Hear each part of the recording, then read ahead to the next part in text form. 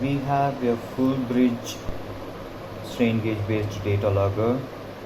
This is our data logger. This is 3 channel. Like this we have 6 channel and 9 channel. In this video I'll demonstrate how to connect this 3 channel data logger to the software that we have, and various features of the software. For the demonstration purpose, I'm going to connect 5 kg S-type load cell to the channel 1, and then I have a standard weight of 1 kg for the verification, and this is USB to RS485 converter to connect the data logger to the PC. Because our data logger works on RS485 Modbus communication, to interface with the PC we need this converter.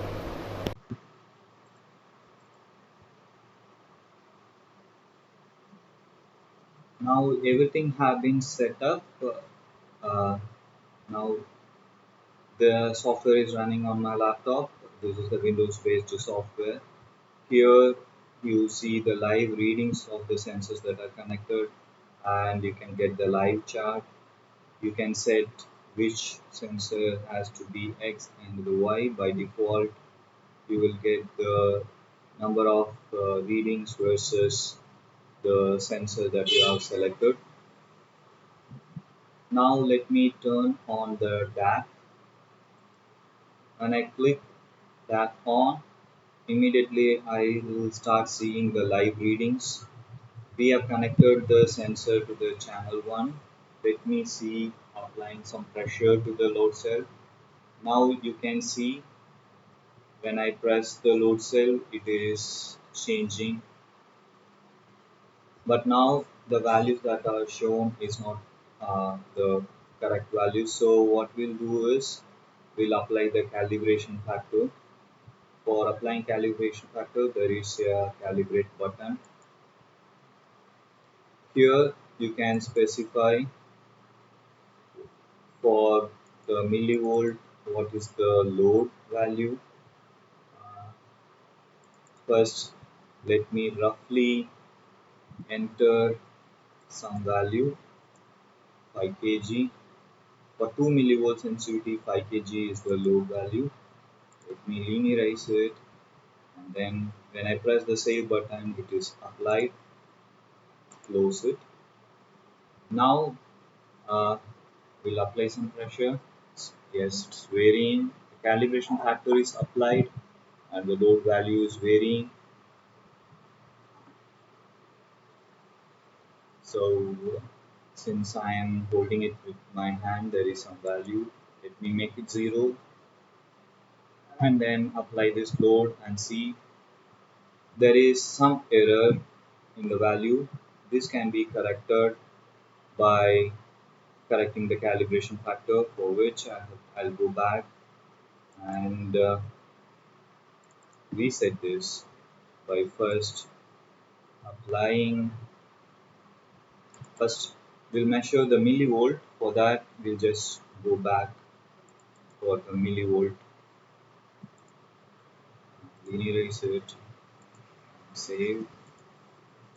Now what we see is millivolt, 0.260 millivolt for 1 kg. Let me zero this, then I'll apply the weight. So 0.384 is the for 1 kg. So what we'll do is go back and enter that value, 0.384 is 1 kg. Now we linearize it and save this factor, close this, and now we'll make this 0, and then we'll apply the weight. Now you can see that it has come very close to 1 kg. Still there is a zeroing error. Yeah, here is the zeroing error. Let me zero this, and then I'll apply the weight. Now you see it is showing 1 kg exactly. So we can correct the sensor calibration factor, lean eraser, and make it working perfectly. So then if you wanted to log this data, you can do so. Before that, you have to enter where the data has to be stored. For the demonstration purpose, let me choose the downloads folder, and then give some name that you can uh, recall the experiment. And then this is a logging interval. This is now set to store the data for at every 1 second. Let me save and close. Now when I click on to this data logger, the data will start storing, and I will get the chart on the front panel. So that data file is already there. That's the error message. I wanted to overwrite it, so I press OK. Now you see the data chart. I'll apply some weight. Now you see that graph is also varying, and also you can see that data is getting stored every 1 second. This is 1003, whatever is shown here is getting stored.